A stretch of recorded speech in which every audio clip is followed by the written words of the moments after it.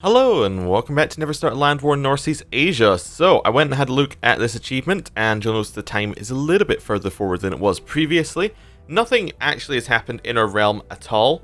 I mean, a few of our children have reached 16, but it's not that big a deal. Basically, the reason why I did this is I was testing out achievements and seeing exactly what the problem was with unlocking them. And in case you're wondering, the problem can be diagnosed by going up to this little eye here, going up to features, then into game rules. Then you can see like it goes here, Iron Man enabled, achievements disabled. Why? It says this save file must not have been changed. I did not change the save file. Apparently, when I went and had a look at this, it's kind of a major kind of bug, I guess would be called, and it's something to do with losing connection to Steam while the game is running. That can cause your save to just corrupt, which is a little bit unfortunate. So we're going to keep going forward with this campaign, assuming that these are working. But that's pretty much where we're at. But I did reinstall the game, so some things are a little bit different. I've been messing around with audio to try and get it back to where it should be. But yeah, that's where we're at. So, yeah, we need to try and work out what we want to do next. Let's have a look over here at Kochko. This is the major one that we need to look at here. Defensive packs, let's have a look at what they've got. So, Kochko are in their own pact with these other 4 people, and I believe that each of them has about 1.6, yeah, roughly about 1.6 K troops, which isn't really that strong, but is strong enough that we would have to worry about going into a fight with them right this second, as we have no way of getting our men over here. Now, there is a rather... I'm trying to think of the best way of putting this. A rather cheesy strategy that we can do right this very second, which you may like or you may not like, but we're gonna do it anyway. I'm gonna show you exactly what we're gonna do. So, what we're gonna first of all do is we're gonna say we have the King of Ireland right here, and we want his men to be over here. So what we're gonna do is we look at Bagel. We have Mr. Odir. We're gonna give him to Ireland. So, assuming that this is allowed, I'm gonna say, I wish to transfer vassalage of Odir. Where is Odir? So it's ODDR. There we go. To Ireland. He likes us a little bit more because we did that. And now we can raise up the Irish troops over here, in theory, right? Is that all the Irish troops we can raise? Or am I crazy and that doesn't work anymore? Nope, that is all the Irish troops we can raise. So there we go. So now we can raise all the Irish troops up here. Next one is Karakorum, which is going to be one of our kettles. Kettle of Karakorum. We're going to give him to Wales. So Wales, we will transfer vassalage of... so we could just give him Kurgigs first, because that one is over there. Right. So we head over here. We can now raise up Wales's troops over here. I think you might be seeing where we're going with this here. Next one is... whatever this one's called. Bertangland. Okay. We want to give him one of the ones over here. So let's just go until we find one. So we're looking for and just any name that we recognize from that list. Ket? Yeah, Ket. That'll work. So we'll give him Ket. We can now raise up his troops over here. All of this is pretty cool, and this should mean that we're able to declare wars much further away than we naturally could. So Scotland next. Obviously, we're not going to do this with everyone. We're just going to do it with our main kind of kings, so that we can, 1, so they'll like us, and 2, so that we only get, like, we're only going to give it away to people where we can get a lot of men out of it. Otherwise, it's not worth the hassle, basically. Alte, there we go. Perfect. Next one is England. Did we give one to England? I don't think we gave one to England. No. So England, we're going to give him one of these. We'll give him... oh, we have some things underneath him that should be underneath him, I would assume, by these appearing. Yeah, we do, actually. Does he not want those? He doesn't say that he wants them, but those should be underneath him naturally, I think. Oh, wait, no. These are the ones that are underneath our capital. Okay, and because he's King of England, those are de jure his. I get it. So... Satakunda, that's not the right one. I may have missed one already. Karakorum, recognize that one. You can have that one. Right. Raise up English troops over there. Who else do we have underneath us? I suppose it would be best to maybe do it like this. just sort by powerful members of our realm. So we got Wales. We don't have Denmark over there. Okay, so Denmark can have...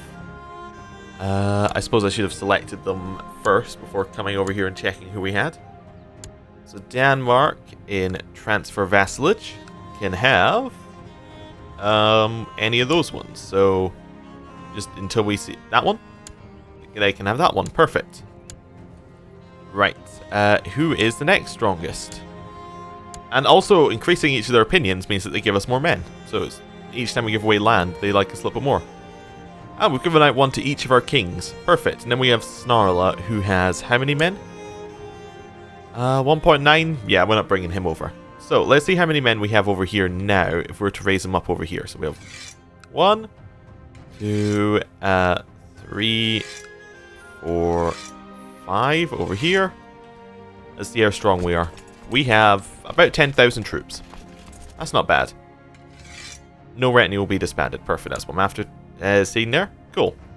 So we have about 10,000 troops, and we are thinking about attacking Kochko. Kochko have 2.4, plus they have non-aggression pacts, which don't matter, and they're a member of the defensive pact opposing us. Now, what's important to note here is that we can't actually declare this war just yet, I don't think. We have to wait till our threat goes below 95%, I think. Let's have a look at here. No, we have to go below 75%, maybe.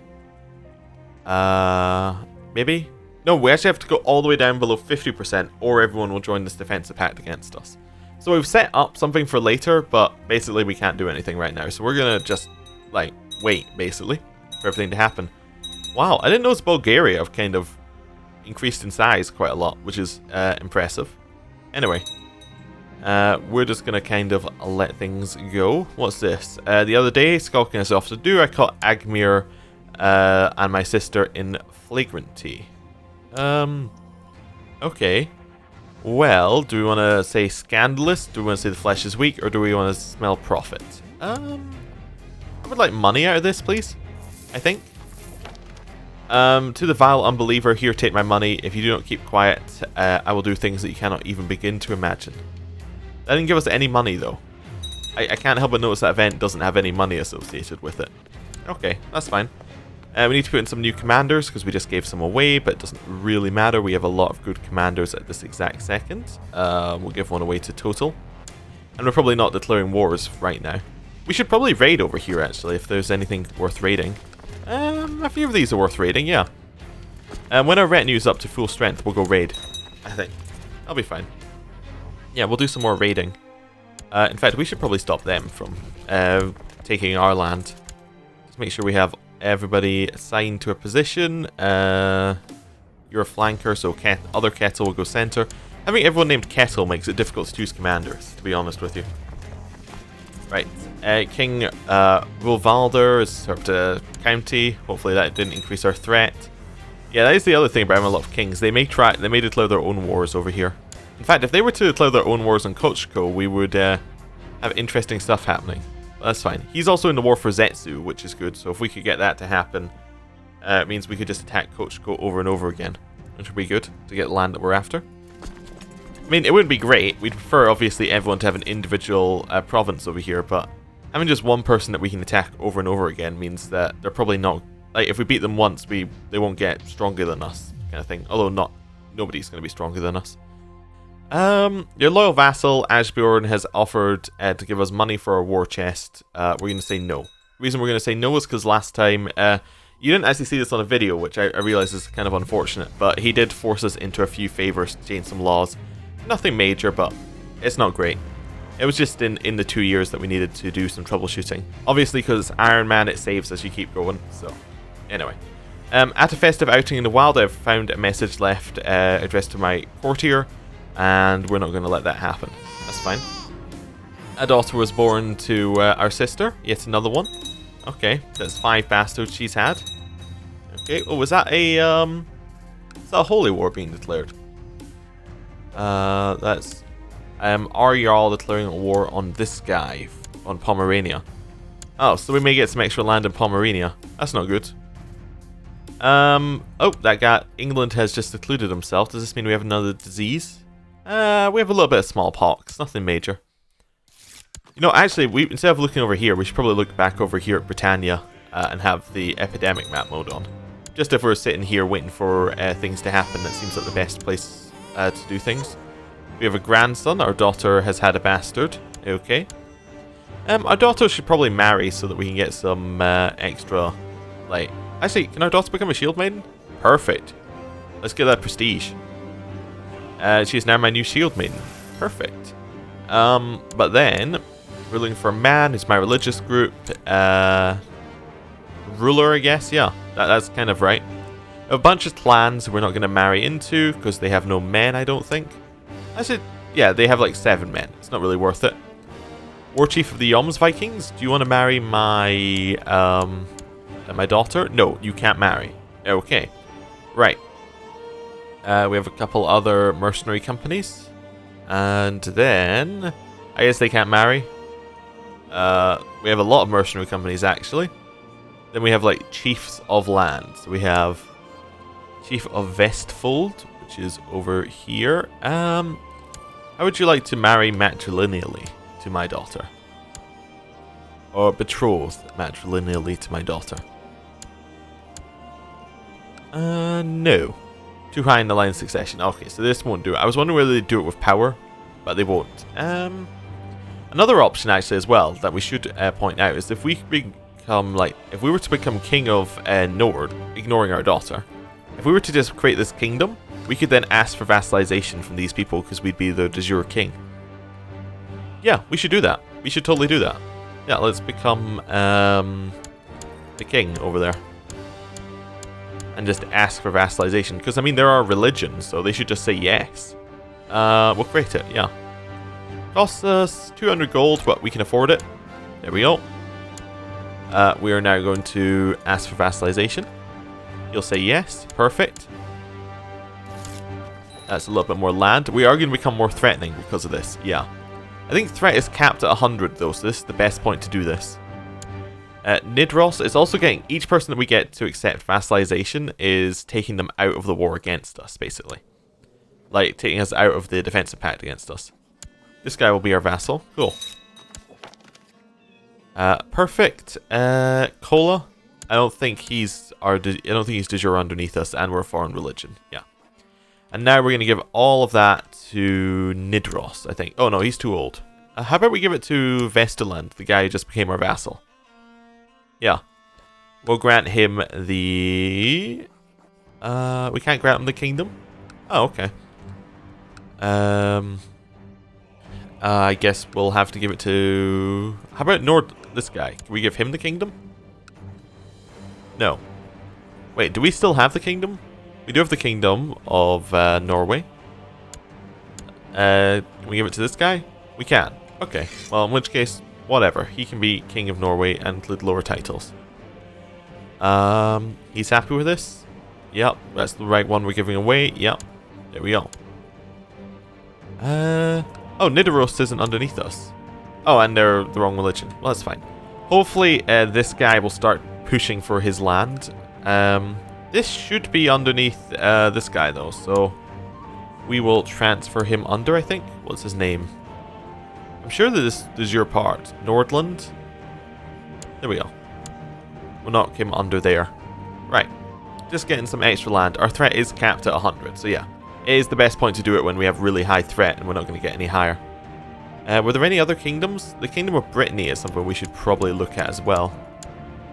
Although, we actually already hold the land, all the land in it, so it's not worth doing the same trick there. I mean, we can't do the same trick there. I don't suppose that Sithyod wants to become our vassal. I just naturally assume the answer is no. I mean, he must be at peace, but the answer is probably no, I would imagine. I wonder what you can do to reduce threat other than waiting. I think it is just waiting. So, I mean, you could give away land. We could make people independent, which is definitely an option. We can make them independent and declare lots and then declare wars over here. The problem is the amount of land we would have to give away to get our threat level to drop low enough is significant. Like, a lot of land. You need to get an education in, I think, Marshall. There we go. So, say we were to give away this land we just got here, this kingdom we just created. We can't give him away because he's at war? Yeah, okay. say we were to give away this land in Ireland. Say we didn't want it anymore. We just want to make him independent. We can't make him independent? Why not? He's not a Germanic de jure vassal. Really? What? Okay, Wales. You at peace? No. There must be somebody I can use to have this as a... Wait. Oh, he's attacking somebody for Burgundy? Oh, that's annoying. That means he's going to get even more land. Wait. Is that it? Is that what he's declared for, or is he actually going for more land? Let's have a look here. What is de jure Burgundy? Is it a kingdom, or is it a duchy? It's not de jure anything. Okay. Wait. Oh, Burgundy's down here. Oh, that's fine. So he's declared for all of that. Oh, so we could get a little bit stronger and then have to get more threat gone. Okay. I'm still looking for somebody who I can show grant independence from. Okay, if I was to grant independence to this guy, this is our strongest vassal. Only gives a 31% on the threat meter, so it's gonna take a while. Tech points, what do we want to put it into? Oh, castle infrastructure. We want to do that because that's the next thing that we want to build in our capital. Oh, that was what was missing. I was like, something's missing on my map on my game. It's that little pop out. Oh, wait, we still have a fleet raised? Oh, we probably should have brought that back a while ago. I wonder if that's been costing us money. And actually, it's probably, yeah, it's been decreasing people's opinion of us as well. Oops. Well, I was testing and did forget about it. My apologies. We'll keep going here, though. Right. Get these boats back to where they belong. Just disband them. That should hopefully help us out a little bit on people's opinion, and hopefully help us out on the amount that we're paying for stuff. Yeah, we're now getting 27 a month. That's pretty good. Prince Omar, our son, died, which is interesting because he was the one we gave the land to. Did that revert back to us? Yes, it did, which is alright, I suppose. But yeah, our son has died. He wasn't very good, actually. He also had scurvy, so he was probably going to die anyway. But now we've got Arnfast as our next son. Child of a concubine. I think we're gonna try out duty for him, because we're probably not going to be at war as much. Also, 1 over our domain size again. Maybe we could give Arnfast that, but last time we did it, our son went off and did weird stuff, so we don't really want to do that. Did we get another retinue as well? Yeah. Wait, that's not retinue. That's just men that he was rising up. Okay, that's fine. What do we hold that we shouldn't hold? Cell, Tecklenburg, Oldenburg, Brunswick, Lunenburg, and Bamberg. No, I think we just want to hold on to everything right now. That's fine. Especially as, actually we're already at max stewardship, so like that we can get, because we got administrator and we got diligent from rulership focus, so I don't think we're going to get anything more. That's it. We could get ambitious, which would give us a little bit more stewardship, so maybe we'll hold on to land to make sure. Oh wow, we are making so much more money now that we don't have those boats raised. That's fantastic. We're actually going to finish our ambition, which is cool. Our cousin likes us a little bit more. Cool. What's this one? Peasant accused of murder has been brought before us. Let's hang them. There we go. Feuding between these two vassals is getting out of hand. Well, we'll get prestige and they'll both dislike us a little bit. That's fine. Child lacks an education focus. Tyke can have stewardship. There we go. Right. This king is no longer our regent. Why? Oh, because he's gone into hiding. So we need a new designated regent to get opinion from. Anybody here doesn't like us? Asbjorn doesn't like us, probably because we had his boats raised for too long. Oh, I know, domain is too big. Yeah. Let's not grant him stuff. Let's make him our designated regent, and we will also make him our cupbearer. And what was the other one he didn't like? Our domain is too big. I suppose we should just give away one. We'll give away Cell to... Yes, who's next in line after that? Tost? We'll give it to our brother Tost. He can have Cell. There we go. I grant you Cell. Let's see, where's the barony of Delmhorst? Is that underneath? Oh, it's underneath here. We can just create a new vassal and that fixes everything by itself. Oh, cool. Let's solve that problem of having to work out what to do with our stuff. Okay. Okay. Discovery of Vinland. After hearing stories of new land further west of Greenland, Leif Erikson, the son of Eric the Red, has mounted an expedition with a single longship and a crew of 35. Days were spent at sea, but Leif and his crew finally sighted land and travelled south along the coast until they decided to winter at a place he named Vinland. When they returned to Greenland, the brave explorers brought with them a cargo of grapes and some much-needed timber.